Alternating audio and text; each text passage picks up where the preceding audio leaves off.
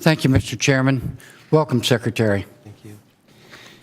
I'd like to discuss with you the Racehorse Development Fund, a series of questions concerning that. First of all, there seems to be a lot of confusion regarding two specific funds that impact your agency. Can you explain the difference to this committee between the State Racing Fund and the Racehorse Development Fund?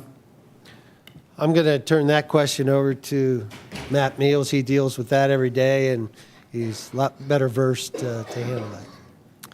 Thank you. Thank you, Secretary. The Racehorse Development Fund is the fund that receives slot money that supports purses and several other things out of it. It has nothing to do with running the racing commissions. It's strictly slot money that goes towards the development of horse racing and several other things that are taken into account by legislation. The racing fund itself is the fund set up that is what supports the commissions. It receives revenue from wagering on races. It receives revenue from uncashed tickets, license fees, and several other different small revenue sources. It also houses the breeding funds, the sire stakes, the thoroughbred breeders, standardbred breeders programs. If you think of it as one big checkbook, there's several different things supported out of that racing fund. So that's the difference. It does receive some slot money, but it's specifically to the breeders programs only, not to what's available to the commissions.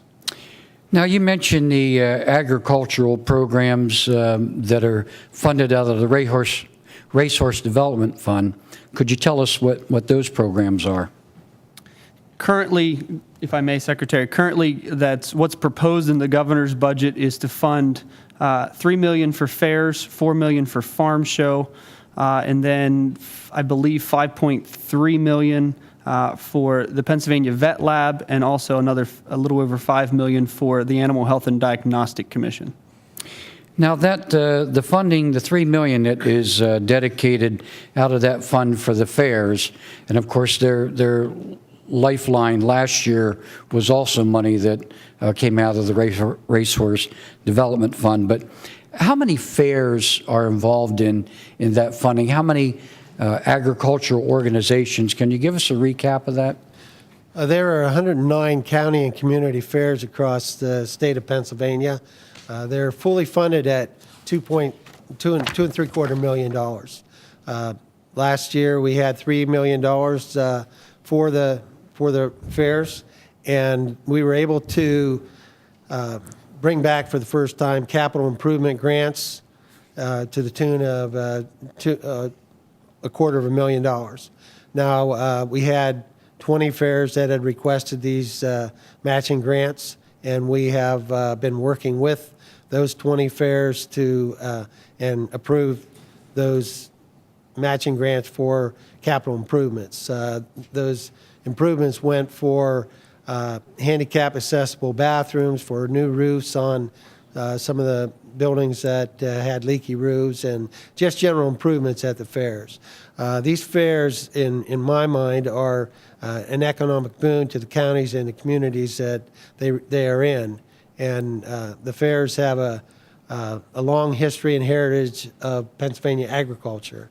They started out, that's where everyone got a chance to compete, and I think that it has been great for agriculture. It also gives us an opportunity to teach the non-farming community about agriculture and show them exactly where their food comes from.